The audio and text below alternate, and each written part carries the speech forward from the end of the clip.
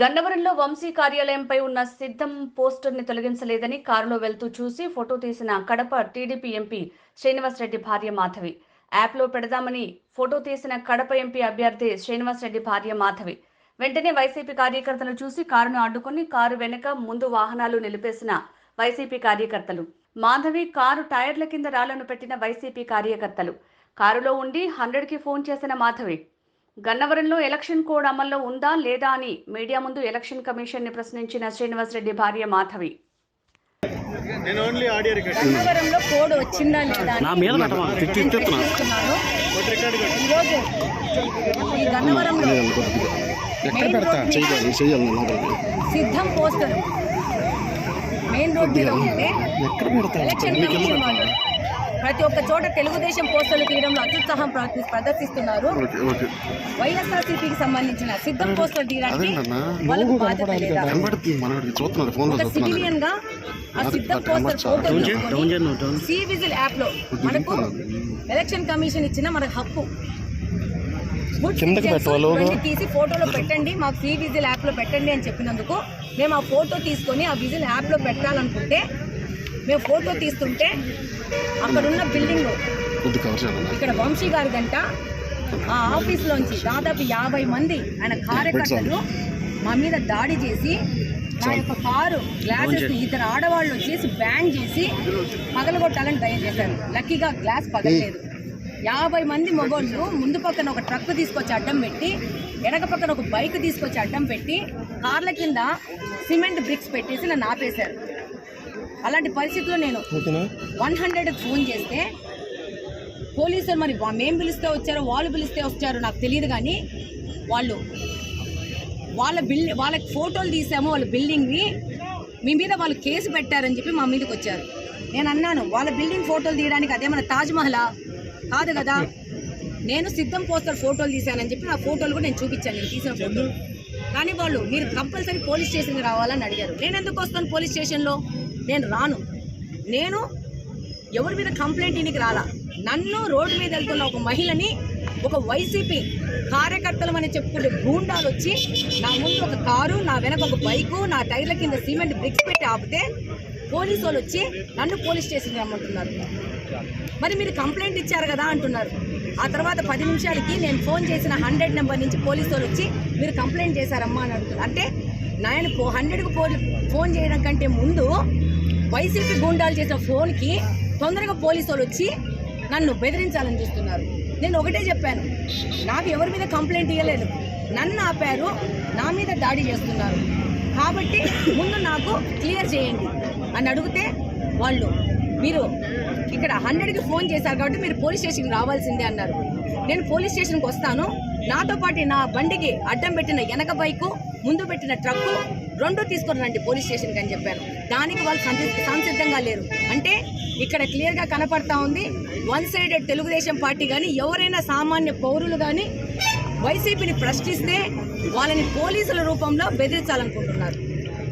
నాకు అర్థమైంది ఇదే. గన్నవరం విజయవాడకు పక్కన ఇంత దగ్గర ఉండి ఇంత మెయిన్ రోడ్లో సిద్ధం పోస్టర్లను ఇంత నిర్భయంగా పెట్టుకొని ఎలక్షన్కి రెడీ అవుతున్నారంటే ఎలక్షన్ కమిషన్ పని చేస్తుందా లేదా? చివరికి ఇద్దరు ఆడోళ్ళ కారులో ఉంటే ఆడోళ్ళ కారుని కూడా దాడి చేయడానికి సిద్ధమైనారంటే వీళ్ళు దేనికి సిద్ధం? అంటే దౌర్జన్యం చేసి రౌడీజం చేసి ఎలాగైనా అధికారంలోకి రావాలనే వీళ్ళ ఆలోచనని ప్రస్ఫుటంగా కనపడింది ఈరోజు తెలుగుదేశం పార్టీ నుంచి ఆ పరిస్థితిలో యార్లగడ్డ అన్నా కానీ వీళ్ళందరూ వచ్చి పోలీసులతో మాట్లాడి నా కారు పక్కకి తీసి జరిపితే తీసుకోగలిగినారు. కానీ అంతమంది 50-60 మంది మొగోళ్ళు వచ్చేసేసి దాడి చేస్తున్నారండి. ఏంటి రాష్ట్ర పరిస్థితి అని నేను ప్రశ్నిస్తున్నాను. ఇంకొకటి అడుగుతున్నాను నేను, ప్రతి ఒక్క పౌరుడు మీకు ఏ పార్టీ వన్న పోస్టర్స్ రాష్ట్రంలో ఉంటే ఇమీడియట్గా మీరు ఫోటోలు తీసి దాన్ని సి విజిల్ యాప్లో వేయండి. ఈ విధంగా వీళ్ళు దౌర్జన్యాలు చేస్తున్నప్పుడు ఈ సమాజాన్ని మార్చుకోవాల్సిన బాధ్యత తప్పకుండా పౌరులది. నేను విజ్ఞప్తి చేస్తున్నాను, ఇలాంటి దాడులు ఇంకా చాలా ఇదిగోండి సిద్ధం పోస్టర్ ఇంకా ఉంది. డౌన్ చేయండి. మీరు కూడా మీడియా ద్వారా దీన్ని తీసుకెళ్లి ఎలక్షన్ కమిషన్ మనకు కఠినంగా పనిచేసే విధంగా మీరు కూడా ప్రమోట్ చేయాలని కోరుకుంటున్నాను. నేను ఆ ఫోటో తీసి సివిజిల్లో వేశాను. రేపు తప్పకుండా ఆ పోస్టర్ పీకిచ్చే వరకు మేము ఆగము. ఇంకా ఇక్కడ ఉన్న పిల్లలకు కూడా చెప్తున్నాను, మీరు కూడా వెళ్ళి ఆ యొక్క పోస్టర్ ఫోటోలు తీసుకొని సివిజిల్ యాప్లో వేయండి. వీళ్ళ దుర్మార్గానికి మన సిస్టమ్ ప్రకారం వెళ్ళి వీళ్ళని కట్టడి చేయాల్సిన అవసరం ఉందని కోరుకుంటున్నాను. ప్రత్యేకంగా ప్రతి ఒక్కరికి చెప్తున్నాను, ఈ విధంగా దాడి చేసే వాళ్ళని తప్పకుండా ఖండించాలా.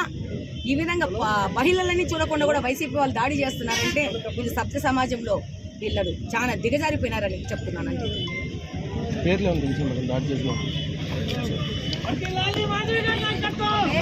మాట్లాడుతున్నారు, నేను నీతో మాట్లాడుతున్నాను. ఎవరు ఆపారు బండి ఆపి? ఎవరితోనే చేసుకోమనయ్యా, నేను రాను. ఎవరు వస్తారండి? నేను ఎవరి ఫోటోలు తీయలేదు, వాళ్ళ ఫోటోలు తీయలేదు, వాళ్ళ ఫోటోలు తీయలేదు. నేను సివిజిల్లో ఎవరి ఫోటోలు కనుకున్నా నేను చేయొచ్చు కదా. అయ్యా కంప్లైంట్ కాదయ్యా, కంప్లైంట్ కాదు. నేను రోడ్డు మీద నిలబడుకున్నాను, అక్కడ సిద్ధం పోస్టర్ ఉంది. సిద్ధం పోస్టర్ ఫోటో తీసుకుని నేను సివిజిల్లో వేస్తున్నాను. నేను సివిజిల్లో వేసుకునే రైట్ నాకు ఉందా లేదా? అయిపోయిందండి. వాళ్ళు నన్ను అటాక్ చేస్తున్నారు. తప్పెవరిది? నేను ఒక్క మాట మాట్లాడలేదు. నేను అద్దాలు వేసుకుని ఉన్నాను. నా ముందు ఆ బండి పెట్టినారు, నా వెనక ఇంకో బండి పెట్టి నా బండిని మూవ్ చేయకుండా ఆపినారు. నేను ఎందుకు వస్తాను? వాళ్ళ నిలమని నా మీద కంప్లైంట్ చేసుకొని నేను చేయలేదు. వాళ్ళు ఆపారు, నేను వెళ్ళిపోతున్నాను. వాళ్ళు నన్ను ఆపారు.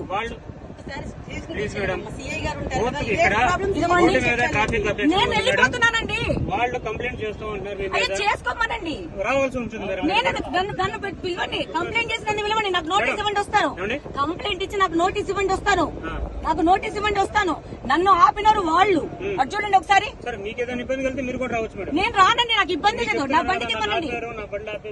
నేను చెప్పట్లేదు కదా, నా బండి తీస్తే నేను పోతానంటున్నాను. బండి తీపించండి, తీపించు మరి తీపించు. నేను దాన్ని పిలిచింది నా బండి ఆపారు, తీపించండి అని చెప్పి. మీకు నేను కంప్లైంట్ ఇస్తానని చెప్పలేదే.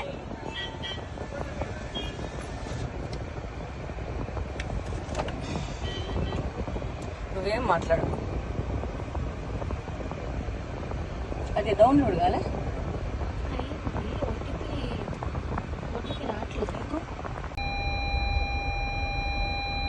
ఆయన కూడా అంత మూవ్ చేయదు స్లో.